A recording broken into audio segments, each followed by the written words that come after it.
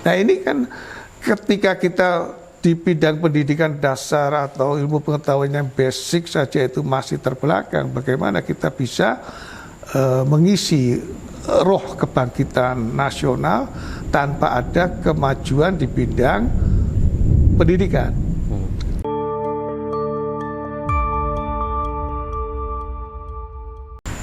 Assalamualaikum warahmatullahi wabarakatuh. Waalaikumsalam warahmatullahi wabarakatuh. Jumpa kembali dengan saya Hendra Triardianto dalam mini podcast kebangsaan. Acara ini dikerjakan sebagai bentuk upaya merespon isu-isu publik yang dilakukan oleh pesantren mahasiswa kebangsaan. Assalamualaikum Pak Yai. Waalaikumsalam warahmatullahi wabarakatuh. Sebentar lagi kita akan memperingati kebangkitan bangsa. Nah, ngobrol tentang kebangkitan bangsa, saya kira hari ini tentu saja spiritnya seharusnya sudah beda, tidak lagi seperti kebangkitan bangsa di masa pergerakan kemerdekaan seperti dulu. Nah, yang ingin saya tanyakan itu sebenarnya bagaimana zaman yang hari ini memaknai kebangkitan bangsa yang lebih kekinian ketika musuhnya itu sudah kira-kira tidak mengusir penjajahan Belanda. Lalu apa yang seharusnya kebangkitan bangsa yang lebih kekinian menurut Pak Yai? Ya, terima kasih Mas Indra. Assalamualaikum warahmatullahi wabarakatuh. Bulan Mei ini bagi bangsa Indonesia dan umat Islam Indonesia khususnya itu cukup istimewa. Karena pertama tanggal 2 Mei Hari Pendidikan Nasional. Yang kedua tanggal 20 Mei yang akan datang Hari Kebangkitan Nasional. Nah itu rutin setiap tahun. Tapi tahun ini tanggal 27 Mei itu Idul Kurban. Ya. Jadi ada 3 momentum besar. Nah khusus tentang kebangkitan nasional, saya kira benar. Dulu para pendiri bangsa ini menggelorakan sebuah semangat agar supaya bangsa ini bangkit melawan penjajahan, kolonialisme. Nah, substansi perlawanan terhadap kolonialisme itu apa sebetulnya? Kemerdekaan. Ya.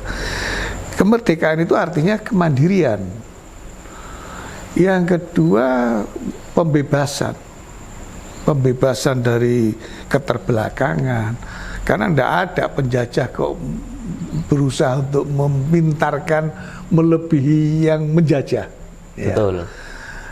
Lalu keterbelakangan dalam ekonomi. Satu, kemerdekaan, saya ulangi, kemerdekaan itu berarti sebuah kemandirian. Yang kedua, melawan keterbelakangan, yaitu pendidikan, ekonomi. Itu kan esensinya di situ. Nah, setelah sekian puluh tahun kebangkitan nasional itu digelorakan oleh pendiri bangsa ini, hari ini pertanyaannya, kita ini sudah bangkit atau masih tidur? Karena tidak sedikit di antara kita meskipun namanya bangkit tapi nggak bangkit-bangkit. Teman saya bangkit wirawan. Ironi kan? Ya, apalagi yang namanya bukan bangkit, semakin tidur terus. Nah, satu itu esensinya dulu dari kebangkitan melawan kolonialisme yang isinya adalah itu. Hari ini meskipun kita tidak di bawah kolonialisme secara fisik, tetapi sebetulnya tantangannya tidak jauh beda. Ya, secara politis kita merdeka. Ya, tetapi apakah kita betul sudah menjadi sebuah bangsa yang mandiri? Artinya kemerdekaan tanpa kemandirian kehilangan ruhnya. Berarti kemandirian. Nah, kemandirian ini kan bisa aspeknya luas sekali. Ya, paling utama adalah kemandirian politik, kemandirian di dalam ekonomi untuk membangun bangsa ini. Nah, yang kedua, apakah dengan kemerdekaan yang kita dapatkan itu melepaskan diri kolonialisme, itu apakah kita sudah terbebas dari keterbelakangan? Ya, bagaimana kalau hari ini masih ada anak SD berangkat sekolah keterbelakangan di bidang pendidikan, berarti keterbelakangan di ilmu pengetahuan. masih ada anak sekolah berangkat harus melewati sungai, nyemplung ke sungai karena nggak ada jembatannya misalkan, harus tidak mampu pakai sepatu dan sebagainya dan sebagainya. Ini kan berarti indikasi tentang keterbelakangan dalam memberikan pelayanan pendidikan. Loh, to some extent penjajah dulu itu juga nggak ingin bangsa yang dijajah bodoh-bodoh amat. Meskipun itu adalah tujuannya untuk bisa melayani kepentingan administrasi penjajahan mereka. Ya. Nah, itu artinya kalau hari ini kok masih ada penduduk bangsa kita yang secara pendidikan itu terbelakang, itu kan tanda petik seolah-olah kita masih di bawah penjajahan. Ya. Keterbelakangan di bidang pendidikan. Nah, apalagi sekarang ini ilmu pengetahuan sudah sedemikian maju pesatnya, luar biasa. Lompatan-lompatannya itu sudah tidak satu lompatan seperti katak melompat, tetapi sudah jauh melompat. Nah, ini kan ketika kita di bidang pendidikan dasar atau ilmu pengetahuan yang basic saja itu masih terbelakang, bagaimana kita bisa mengisi roh kebangkitan nasional tanpa ada kemajuan di bidang pendidikan, tanpa ada kemajuan untuk meraih ilmu pengetahuan, teknologi, dan sains, tanpa meninggalkan nilai-nilai ritual, spiritual, karena itu sesuai dengan jati diri bangsa kita. Artinya jangan lupa bahwa kebangkitan nasional ini jangan hanya semata-mata mengisi kekosongan duniawi, lalu meninggalkan kebutuhan ruhani. Saya berharap setiap kita memperingati Hari Kebangkitan Nasional ini tidak hanya sekedar seremonial upacara, ya, apalagi upacara sambil duduk, tidak seperti upacara, itu kan seperti jagung manten, selamatan jagung manten. Nah, kalau duduk nggak belum bangkit, intinya gitulah. Apalagi tidur, nah, itu lebih parah lagi. Kira-kira gitu, Mas Indra. Iya. Jika kita meresapi kebangkitan bangsa yang bangkit, itu kan butuh solidaritas sosial, solidaritas yang besar dari semua pihak. Betul. Di masa lalu solidaritas itu ya dibangun lewat organisasi-organisasi kepemudaan macam Budi Utomo, Serikat Islam, dan lain sebagainya. Tapi di zaman sekarang ada yang namanya sosmed, itu tidak ada di zaman dulu. Nah, menurut Pak Yai, sosmed ini memungkinkan tidak orang membangun solidaritas, atau malah sosmed itu malah memecah belah? Ini kayak pedang atau pisau bermata dua. Dia bisa dipakai untuk bunuh orang, tapi bisa dipakai juga untuk ngerajang Brambang. Ya kan? Jadi tergantung. Ini alat. Nah, saya sepakat bahwa persatuan solidaritas, persatuan itu jangankan sebuah bangsa, individu, satu orang saja itu membutuhkan orang lain, apalagi sekelompok orang. Dia tidak akan bisa eksis tanpa keberadaan orang lain, kelompok lain. Dan eksistensi dia sebagai kelompok itu akan tergantung seberapa jauh dia mengakui eksistensi kelompok lain. Sebagaimana seseorang, dia eksis ketika dia mengakui ada orang lain yang juga eksis. Nah, biasanya solidaritas sosial itu susah didapatkan karena kalau itu individu, dia merasa dia eksis, dia menganggap dia paling eksis, dan dia menafikan eksistensi orang lain. Maka nggak akan muncul solidaritas. Nah, apalagi kalau kemudian itu antar kelompok. Jadi kata kuncinya kalau kita ingin membangun sebuah solidaritas bangsa seperti dulu, momen kebangkitan itu membangkitkan semangat semuanya bersatu untuk melawan penjajahan, itu karena mereka mengakui eksistensi masing-masing. Ketika itu tidak terjadi, jangan harap akan ada solidaritas sosial. Kebangkitan itu juga selalu dekat dengan nasionalisme. Cuma sebagian kalangan itu menyempitkan nasionalisme itu hanya perkara-perkara seperti upacara atau hal-hal yang berasosiasi kayak dengan bela negara yang lebih mirip militer. Sebenarnya bisa tidak kita punya perspektif nasionalisme yang kira-kira semua profesi itu terekognisi, ya dosen, ya nelayan, ya petani itu adalah orang-orang yang nasionalis. Kira-kira bagaimana supaya jebakan nasionalisme yang terlalu sempit ini bisa kita luaskan? Ya. Bagi saya, setiap warga negara yang berbuat sesuatu yang bernilai manfaat untuk orang lain, sebetulnya dia sedang membangun bangsa kita. Sebetulnya dia sedang membangun bangsanya sendiri. Sekecil apapun kontribusi dan peran dia di bidang apapun. Nah, itu artinya dia sedang membesarkan bangsa ini, berarti dia sedang merawat nilai-nilai kebangsaan. Ya, seperti saya merawat pesantren kebangsaan. Apapun jadi, tapi bukan berarti upacara tidak penting. Ya, itu kan itu sebetulnya upacara itu bagi saya orang adzan untuk mengingatkan. Oh ya. Tapi yang lebih penting lagi kan sholatnya. Nah, ketika upacara itu kita maknai sebagai adzan atau iqomahnya, maka jangan lupa sholatnya. Kan kalau enggak ya berarti seremonial. Ya, ada orang yang upacara karena takut ditegur harus absen. Ya, saya itu sering upacara, sering tidak absen, lebih sering nggak absennya. Nanti kalau ditegur saya akan katakan saya upacara untuk menunjukkan bahwa saya seorang nasionalis, bukan karena mencari daftar hadir. Iya gitu. Ya, jadi lebih pendekatannya lebih esensial, substansial yang dikejar. Saya masih tertarik soal nasionalisme. Saya tidak tahu Pak Adnan mengikuti medsos akhir-akhir ini enggak. Jadi sempat ramai sekali.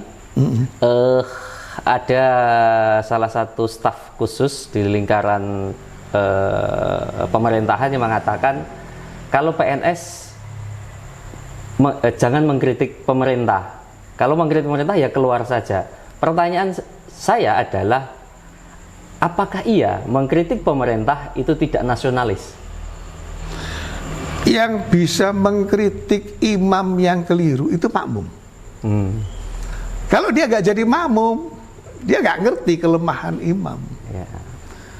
Mereka yang berada di birokrasi itu yang lebih ngerti tentang kekurangan, kekeliruan yang ada di pemerintahan.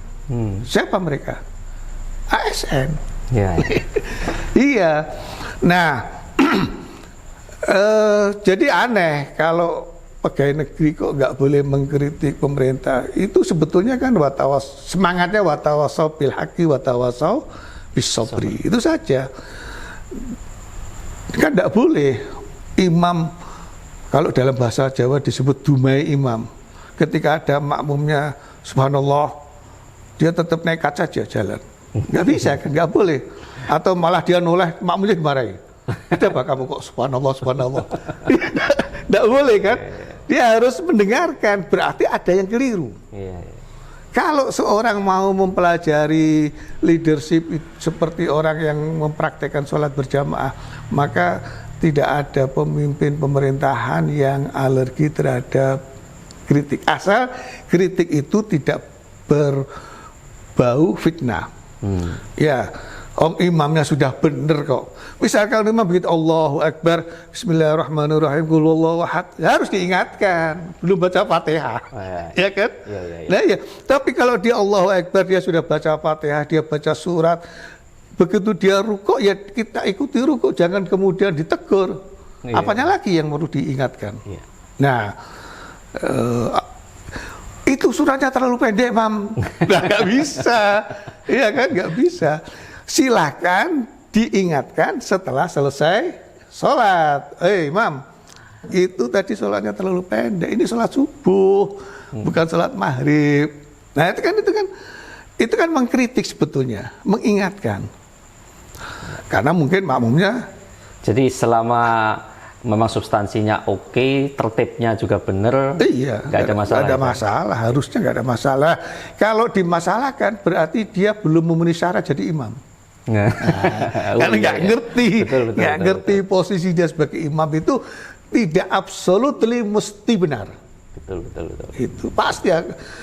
Nabi sendiri, meskipun kalau Nabi melakukan itu dalam konteks sedang memberikan pelajaran kepada umat melalui sahabat, kan bisa saja orang Nabi kok pernah keliru membaca, keliru ini rakaatnya jumlahnya, terus diingatkan, jangan lupa itu beliau sedang memberikan contoh, ya.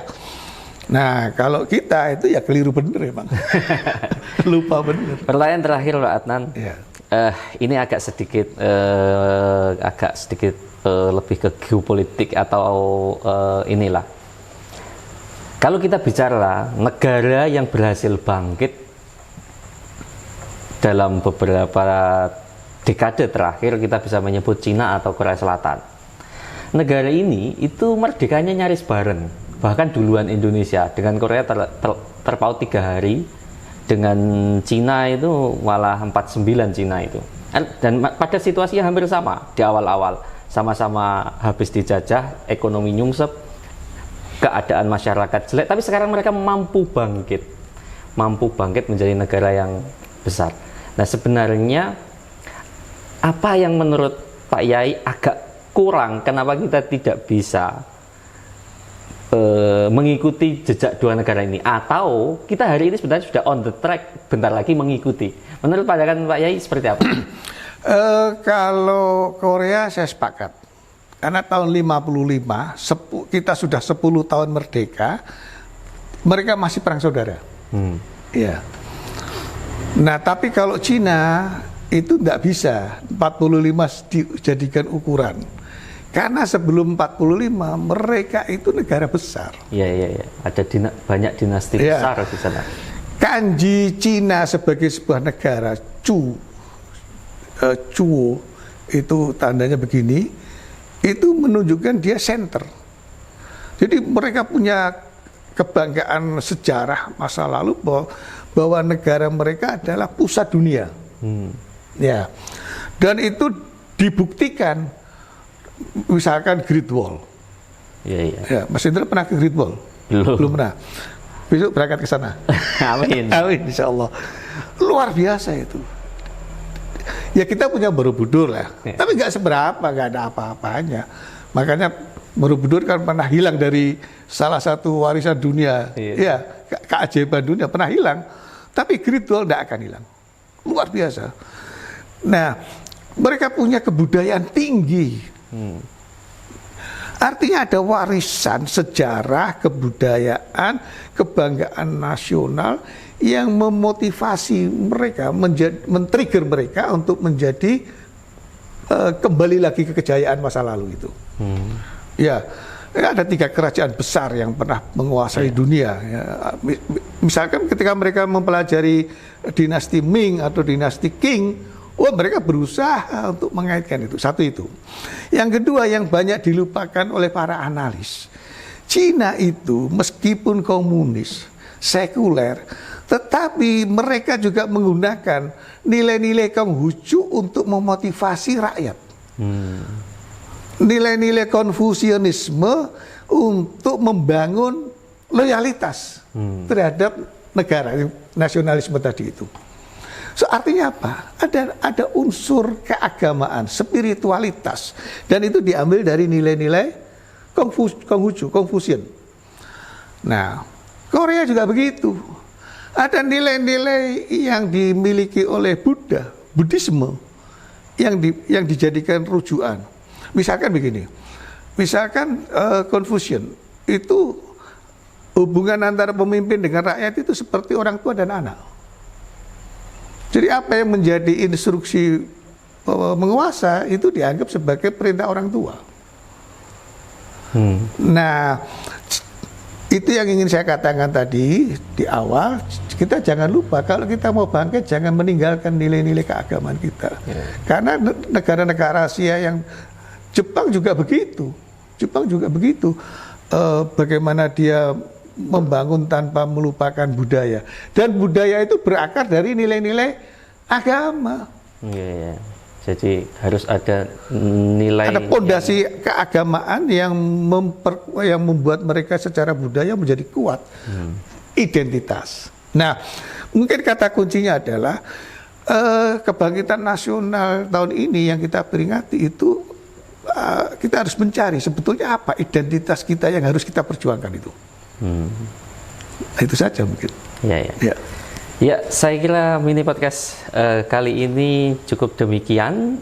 Semoga ada hikmah yang bisa kita petik. Sampai jumpa di mini podcast berikutnya. Assalamualaikum warahmatullahi wabarakatuh. Waalaikumsalam.